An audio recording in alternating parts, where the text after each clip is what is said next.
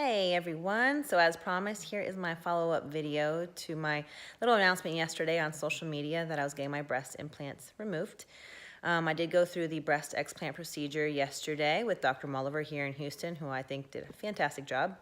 I got my 16-year-old implants removed. I'm just a little bit out of breath, but I think it's just because I'm bound up so tightly. I have my fun little grenades here, draining well. But otherwise, other than that, I'm feeling pretty well. I'm feeling fine.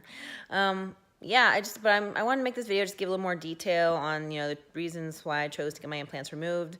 I did receive quite a few messages from people on social media already, thanking me for putting that out there because they are on the fence as well about getting their implants removed, and even a couple people that are considering implants that would like more information. So I'm not trying to push women one way or the other. I'm just here to explain my reasons, describe, everything that I went through as far, when I got the implants and why I chose to get the implants out, and just hope that people can learn from it and make their own well-informed decision, whichever way they go. So real quick, why got my implants in the first place? There was no major reason to get the implants. Like I wasn't having a self-esteem crisis. There was no major body image issue going on. I did get out of a bad relationship, very toxic, very controlling relationship. And I will admit that after that, I did feel like I needed a little pick-me-up, a little pep, and a little something different, But it wasn't something that I felt like I needed to have to make me feel better, if that makes any sense. So I got in back in 2003 while I was in college. I had a lot of women around me that had already just recently gotten implants as well. And so they were describing to me how they loved the way the new clothes made them feel and how they looked in clothes and how bathing suits and certain bras made them look. They loved them, So I wanted that. So I jumped in. I was a nursing student. I probably should have done more research on it, but let's face it, I was a nursing student. I was also doing a ton of research on nursing care plans and pharmacology. I didn't have time to do research for myself, but I should have.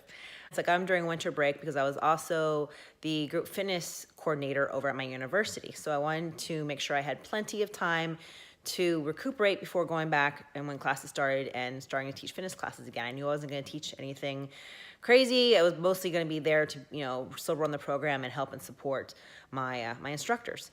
From the get-go, recuperation from getting my implants in was much more intense than what I had originally imagined. It felt like 2 cement blocks on my chest for a long time. It just felt like every time I would do anything more than walking, I felt like they were just gonna fall off. And I will admit, there were some periods where I thought this could have been a mistake. It was well over 3, maybe 4 months before I felt like I could do much working out, much physical activity again at all. And so I did gain a bit of weight during that period as well. So I love the way getting clothes made me look. I liked buying new bras and all that fun stuff. But then, after a year or two, that sort of newness wears off and you just sort of forget about them, And I just mean that by like when you look in the mirror, you don't no longer see implants, you see your body. You familiarize your body with that look now, It becomes your body. No problems for a few years. I would say maybe about 5 or 6 years later, I started experiencing some symptoms now that when I look back could possibly be related to breast implant illness, but they were so infrequent and so slight that I just sort of dismissed them, as just some, immune issue or something. I was cold, I had a sick, and it was a response to my illness at that moment in time or something. I don't know. I would always make up an excuse for it, but it would come back, But it wasn't until after I met my husband and a couple years after we got married, we decided to go ahead and try for kids, that I started thinking that there was something else going on in my body because I was running into infertility issues. Now, keep in mind, I was active in the bodybuilding competitive world, competing in bikini and figure for a while. So I did immediately first think that maybe all the supplements like the protein powders, the pre-workouts and all that stuff had somehow affected my system, and maybe all the extreme working out, maybe I just needed to rest my body for a little bit and, let things settle down maybe, and that'll help with the fertility. And I did. I tried to ease back on working out and cut out all supplements and stuff, and still was having issues with getting pregnant. So I knew something else was going on in my body. Then I had an issue with endometriosis. So that was another indicator that there was something going on. We finally got pregnant 2 years after trying. We finally got pregnant with my son, Bodhi, who is the light and joy of my life. And then after he was born, my symptoms got progressively worse.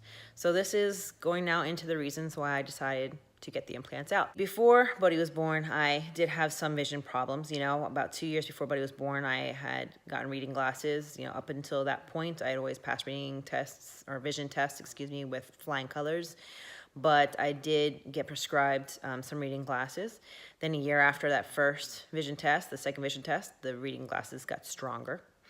And then after Bodhi was born, it just seemed like my symptoms all got much more progressively worse. My vision got much worse. My hair started thinning. My skin became very dry.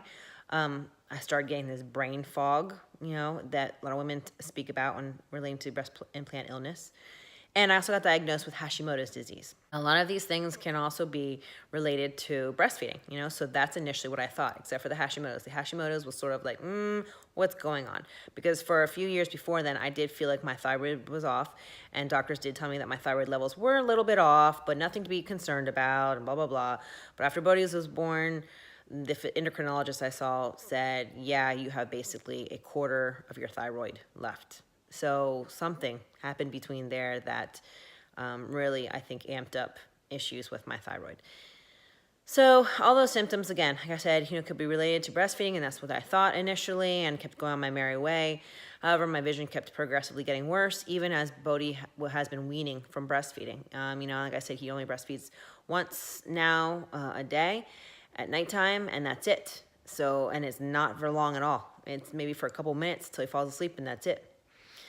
So I really no longer think that these symptoms were related to breastfeeding, because I'm still having these symptoms and they're still getting worse, Besides the dry skin, I started developing this eczema. Now, my son has eczema too, but I have never had eczema before now. I don't. If I did, I don't remember any flare-ups ever. And I have had a crazy flare-ups on my hands, and this has been the last, for the last 7 or 8 months. Doctors say, hey, a really major stressful event can spark it, but it'll be gone in 2 to 3 weeks. Well, yes, this started occurring last July, and I was going through some stress at the time, so I can see why it sort of flared up, but it never went away. And it only got worse. It actually started out on this hand. What I'm showing you is just, you can see some of the dark spots, the dark areas where I really got it bad, and it would flare. It'd be all bubbly and just ugly, and it's just weepy. My hand's been really weepy. It started off as a little spot on this hand, and it just spread over this entire hand, and then spread to this hand. And again, doctors kept saying it'll be gone in a couple weeks, and no. They gave me some steroid creams, which I didn't want to use initially. For a few months, I refused to use them. I went the holistic, natural way, tried to figure I can do this on my own, naturally. But then finally gave in and tried the steroids for 2 weeks.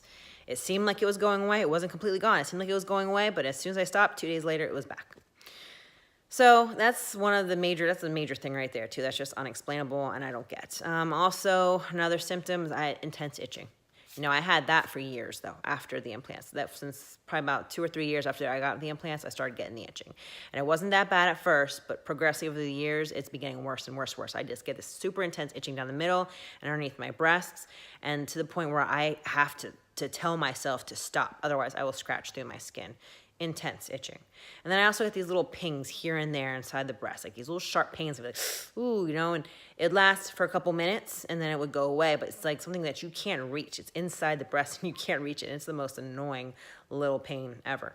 And I would get those off and on, and they started getting progressively worse as well too. So those are all the symptoms. Those are all the health reasons as to why I decided to get my breast implants out.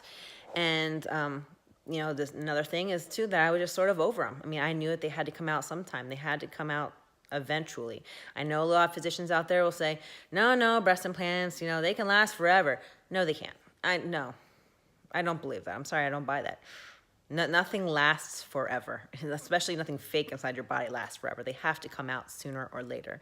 So to me, I was figuring out, hey, either I get them out now, or I wait until I'm like 70 to get them out, and by then my health risks for surgery have gone up dramatically. I'd rather get them out now. Also, I'm considering having a second child. We are working on baby number 2, and again, running into fertility issues. But now I think it may have been for the better, because I can't in good conscience really go into another pregnancy knowing that these implants are possibly, I still say possibly, but they were affecting me. They were affecting me, and if they're affecting me, how do I know they won't affect another child? How do I know they haven't affected my son? And I'm not trying to speak for other women, and I don't want to deter or scare any women, who have implants from, getting pregnant or having kids. But this is me and my personal decision. I know plenty of women, on breastfeeding groups, the breast implant illness groups even, that have implants, that carried perfectly healthy kids and breastfed. Their kids are perfectly healthy and they're fine. I'm just talking about me and my personal decision. In me and my personal life, I just feel like I cannot go into another pregnancy with these implants in, knowing that they are affecting me. And that's it, and hopefully my fertility issues will clear up from this as well. So those are all my reasons. Those are all my reasons for getting them out. And again, those are my own personal reasons. I'm not putting that on anybody else. I'm not trying to tell anybody else what I think they should or should not do. This is, like I said, post-op day 2. I will maybe post up another video a couple days later to let you know how I'm recovering and how everything's going. I did not get a breast lift. Dr. Mulliver thinks because of my age, since I'm younger still, that I have a great chance of fluffing up naturally and the breast tissue sort of filling out on its own, especially too since I'm considering getting pregnant again. That also will help fluff up the breast tissue as well. And so he said best bet would be to wait at least 6 to 12 months, or I'm sorry, he said best bet would be to wait at least 6 months before considering a breast lift. Come back and look at the breasts and see how they healed before considering a breast lift. But of course, since I want to have another baby, then wait until after baby number 2 to assess then. Anyways, that's my video. That's my story. I hope you all enjoyed it. I hope it gave you enough information, and I hope if somebody else out there can learn from my story and again make a more well-informed decision. So hope you all have a fantastic day, and I'll talk to you all later.